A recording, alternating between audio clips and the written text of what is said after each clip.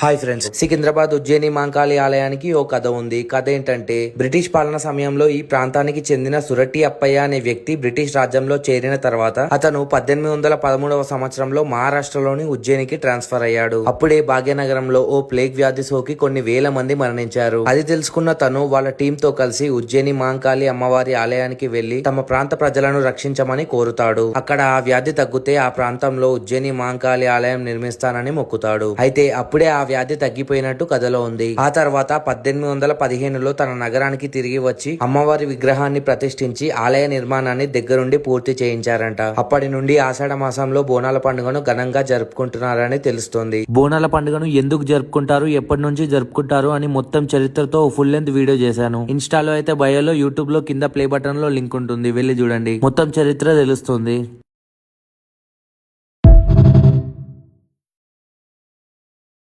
Hi friends, Secunderabad Ujjaini Mankali ఆలయానికి ఓ కథ ఉంది. కథ ఏంటంటే, బ్రిటిష్ పాలన సమయంలో ఈ ప్రాంతానికి చెందిన సురట్టి అప్పయ్య అనే వ్యక్తి బ్రిటిష్ రాజ్యంలో చేరిన తర్వాత అతను 1813వ సంవత్సరంలో మహారాష్ట్రలోని ఉజ్జయినికి ట్రాన్స్ఫర్ అయ్యాడు. అప్పుడే భాగ్యనగరంలో ఓ ప్లేగ్ వ్యాధి సోకి కొన్ని వేల మంది మరణించారు. అది తెలుసుకున్న తను వాళ్ళ టీమ్ తో కలిసి ఉజ్జయిని మాంకాళి అమ్మవారి ఆలయానికి వెళ్లి తమ ప్రాంత ప్రజలను రక్షించమని కోరుతాడు. అక్కడ ఆ వ్యాధి తగ్గితే ఆ ప్రాంతంలో ఉజ్జయిని మాంకాళి ఆలయం నిర్మిస్తానని మొక్కుతాడు. అయితే అప్పుడే ఆ వ్యాధి తగ్గిపోయినట్టు కథలో ఉంది. ఆ తర్వాత 1815లో తన నగరానికి తిరిగి వచ్చి అమ్మవారి విగ్రహాన్ని ప్రతిష్ఠించి ఆలయ నిర్మాణాన్ని దగ్గరుండి పూర్తి చేయించారంట. అప్పటి నుండి ఆషాఢ మాసంలో బోనాల పండుగను ఘనంగా జరుపుకుంటున్నారని తెలుస్తోంది. బోనాల పండుగను ఎందుకు జరుపుకుంటారు, ఎప్పటి నుంచి జరుపుకుంటారు అని మొత్తం చరిత్రతో ఫుల్ లెంత్ వీడియో చేశాను. ఇన్స్టాలో అయితే బయోలో, యూట్యూబ్ లో కింద ప్లే బటన్ లో లింక్ ఉంటుంది, వెళ్ళి చూడండి. మొత్తం చరిత్ర తెలుస్తుంది.